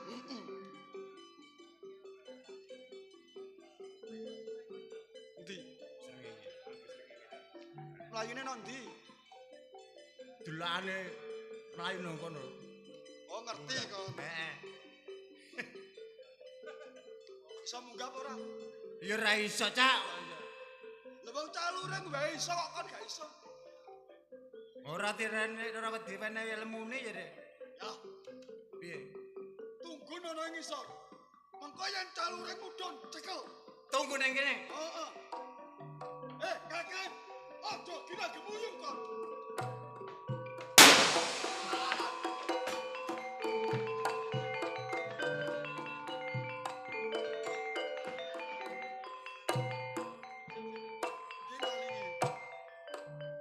Gak kenek maneh. Gak kenek maneh. Sliwer. Kon iku jane ya apa? Kok tak kon jaga mengko yen malinge mudhun cekel. Dilaporke nggo Gus Lurah. Karepmu ngono ya. Tarangge gak kenek. Lewat dukure siraku maneh. Sliwer. Mulane kon iku aja turu wae nek dikon jaga iku. Wong iku mang ngatak sak seliwutan tok lho. Kok layune malinge calu. Ayo dibujung.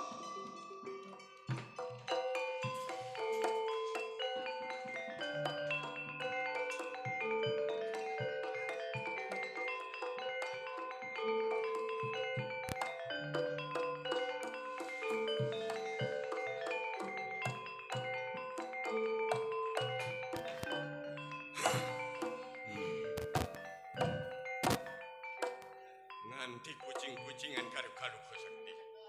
Ya. Ayo. Galuga. Nek pancen awakmu ora nerimakno babakanane anak lurah. Ayo, ubren lakune caluring.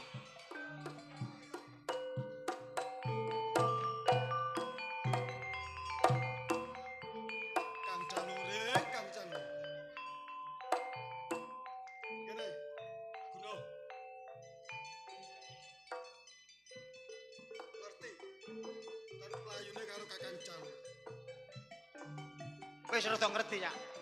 Cetha yen Kakang Caluring ki wong sing peng-pengan pilih bobot pilih tanding. Bener wong sakti. Kakang wis ora bisa nyekel. Wis wagam. Kon Kakang wis ora bisa. Terus piye? Ora pule-pule. Sapa, Cak? Tibane dudu. Kakang juga ngerti. Lho.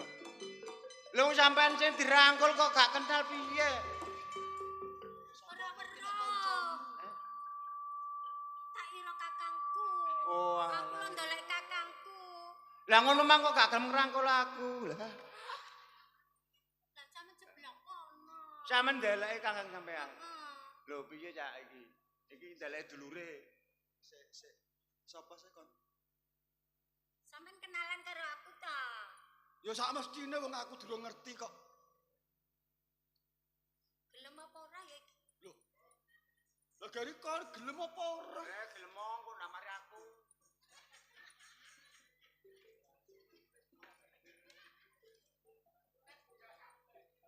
Sapa? Aku ta? Kenalno aku Gunarse. Narse. Aku Galuga. Oh, Kang Galuga. Lah, terus kon ngrangkul aku iki mung tujuane apa? kakangku. Polane kakangku. Kakangmu. Ngomong karepe dina Kemis malam Jumat mulai ngono. Lah njur terus kakangmu iku sapa jenenge? Kakangku Heeh. sampeyan ora kenal. Lho aku karo kono lagi pisan iki ngerti kok apa maneh karo kakangmu. Kakangku gua celuring. Sapa? Celuring. Ngerti kok. Deloring. Mo gawurung iki iso ngilang pisan iki gawurung. Wong kene ngilang-ngilang, wong aku wis ketok ngene kok ngilang. Oh, Loh, iya. Oh, gak. Mana ngono? Dikake nang ro kerempelo. Deloring iki dulurmu. Heeh. Lho ngono ae. Dulure ngono aku. Lho iya to kakangku ganteng ya, adike yo cantik. Sing kelem iku sapa? Dewe. Versi bener. Yang calureng iku sedulurmu tuwa. Heeh.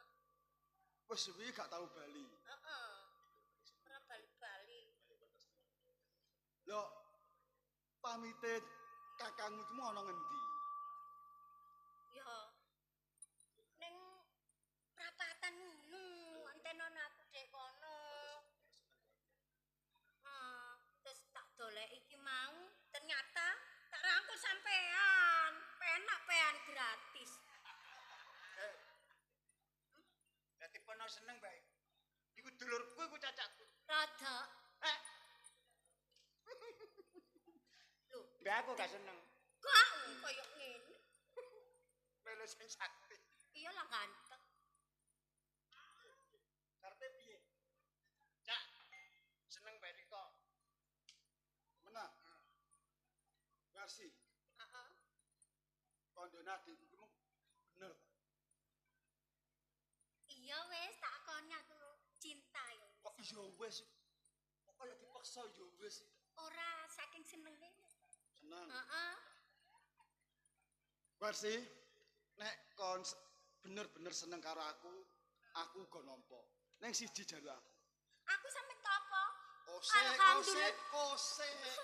Dorong ta. Oh, tuwasane aku girang. Sawetara iki ndak tampa. Ning aku kepengin ngantep dhisik karo kon. Ngono ta. Heeh. Atepe piye? Kon lak mesine ngerti. Kakangmu kok wong sing sekti mandraguna. Heeh. Mesine kon lak ya ngerti to pengapesane karo kakangmu. Oh, yo ngerti aku. Kon ngerti. Pengapesane apa sih? Yo sing dikonanti dipuja-puja turu dituroni iku keris Kang. Celuring. Kaya ngono. Heeh. Versi Ora ono sing utek-utek. nek kon bener-bener seneng karo aku, pusakane kakangmu jupuken wenehke aku. Terus Lho, aku kepengen ngerti sepiro antepe senengmu karo aku. Nongko dirapi Caca. apa bener to? Caca gantek tak nekne. Hus. Ngawur. Kon Tulisane sanggup, kok to? kon sanggup apa ora? Yen aku ora bisa piye? Kon ora iso, aku ya mundur. Tanpa Lho, guna. aja Kosek. ngomong Mengko dhisik to. kok cimahale sih ya. Cacakku gorong jamu. Gari kon gelem apa ora? Sakjane abot sih. Ya mesti nih wae abot. Terus piye oleh aku ngomong nang kakangku? Kon ora usah kondo. Yen ngerti pusakane mbok jabut wae ora apa-apa. Oh ngenteni wong itu. Heeh. Ngono. Kan gelem ora? Ya wis nek teman-teman ben tresno karo aku, ya tak lakoni meskipun aku nyolong Kaya ngono. barange kakangku. Ora usah kesuwen golek ana kakangmu ndak enteni. Ngono ta? Ya. Temen ya janji ya. Ya, Sumpah. sumpah. Ya wis aku bali ya. Nah, goleki. Temen ya. Siap bules ae.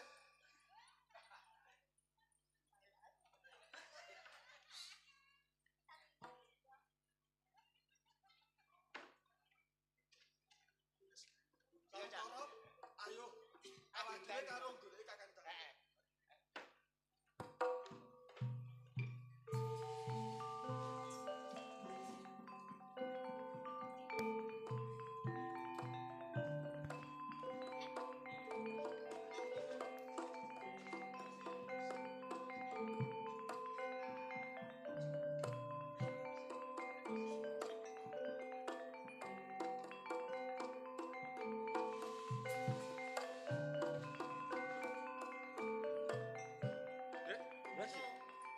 Tak dolek kurang-kurang dulu kok suka mulai-mulai piye to yo. Iya, soalnya aku ana perlune. Jangan nang dia wong golek aku. Ya iyalah goleki yo kakange ora dolek piye kok.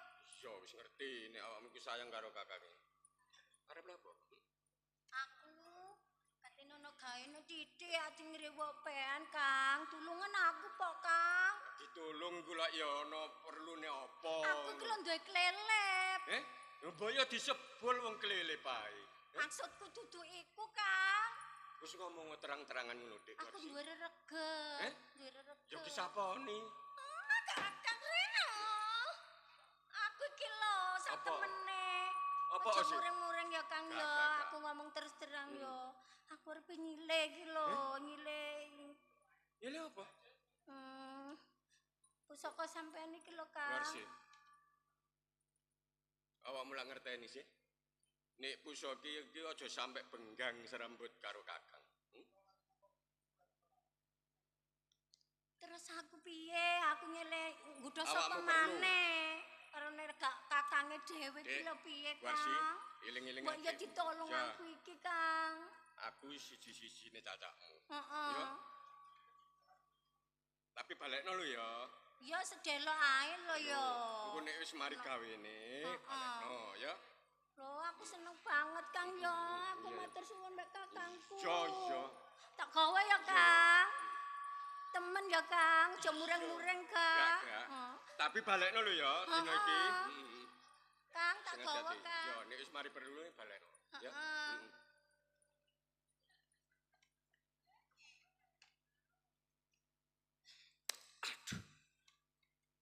Kok nganti pusaka tak wene nang adikku. Wah. Wah, iki nek gak tak buru blai.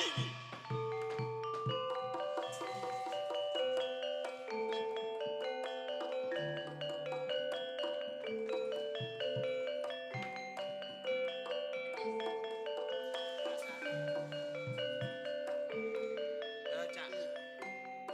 Lah tak enteni kok gak moro-moro Wis ya. jangkep ana sedina. Lah iya, kesasar ta. Cetha yen to Guarsi iki mong wis dheweke iki blenjani saka tembunge. Berarti dheweke iki ora duweni seneng karo aku. Nek ndelok wonge kaya seneng ya. Kok bisa konku kandha yen Guarsi seneng karo Caca. Tapi nyatane kok ora dijupukne. Lah mula sangka iku. Iki Loh, lah iki.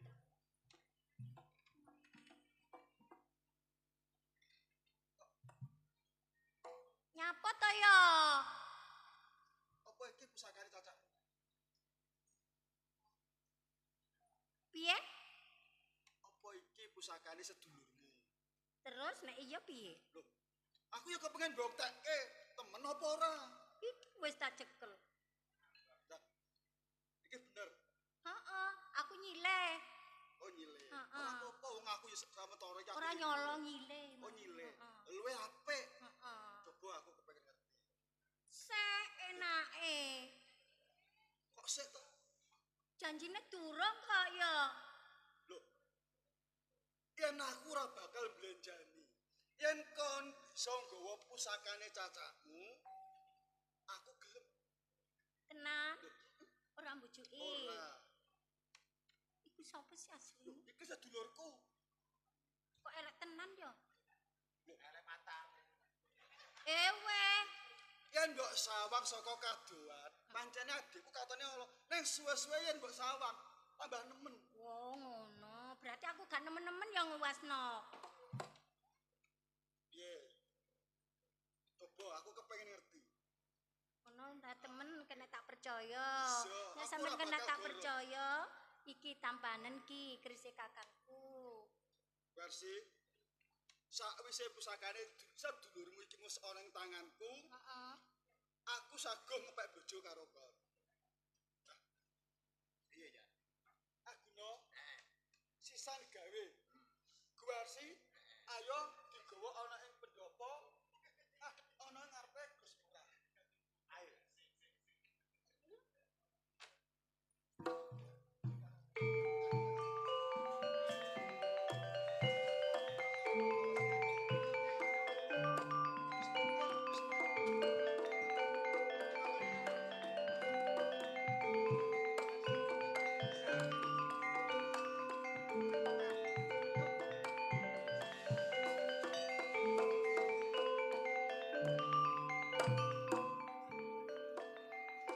Ya apa? Ndika Gus Lurah. Iya. Pikantuk pangestunipun, kula saged kelampahan. Nyepeng sawijinipun maling. Sing maling sing nyekel anak. Nyolong anak. Menika leres. Lah. Wujudipun putra panjenengan menika wonten ing salebetipun pusaka menika. Ya. Nek ngono pusaka iki tak jaluk ae.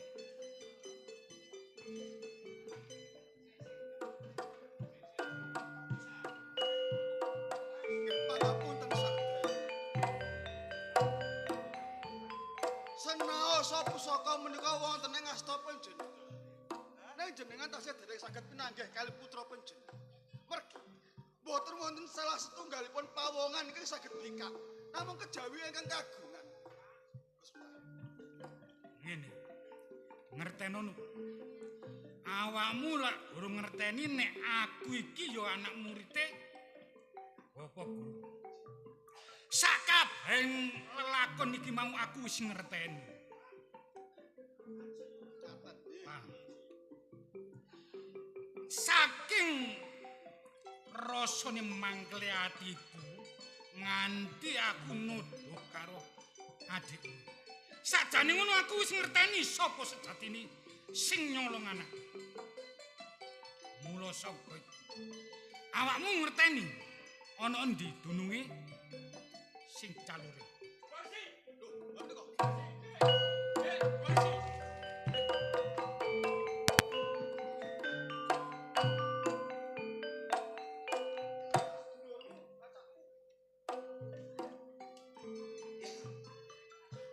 Apa to, Kang? Ya, Versi, adikku. Goreng-goreng kan yo. Dadi pusakaku mbok sile iki mok kena arek lanang iki ta.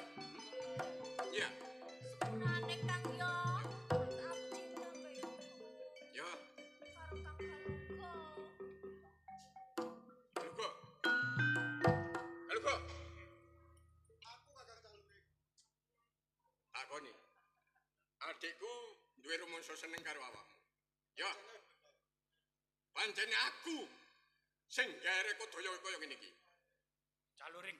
Nggih, Gus Lurah. Senaosa awakmu gak gelem ngakoni nek awakmu sing nyolong anak. Ngertenono.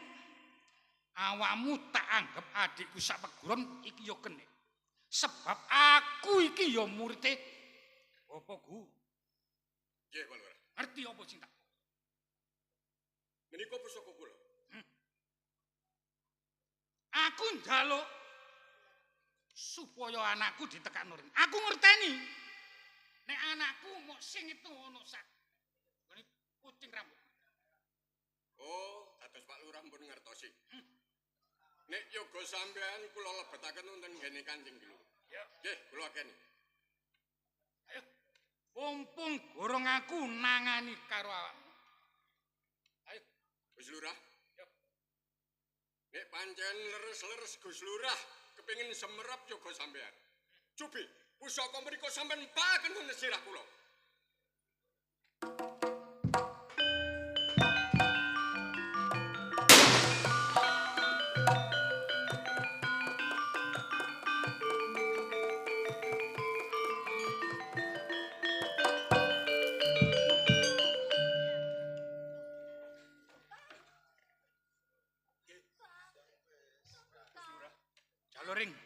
aku nggak kapan koyo ngene. Aku ngerteni nek awakmu wis ngrumangsani salah.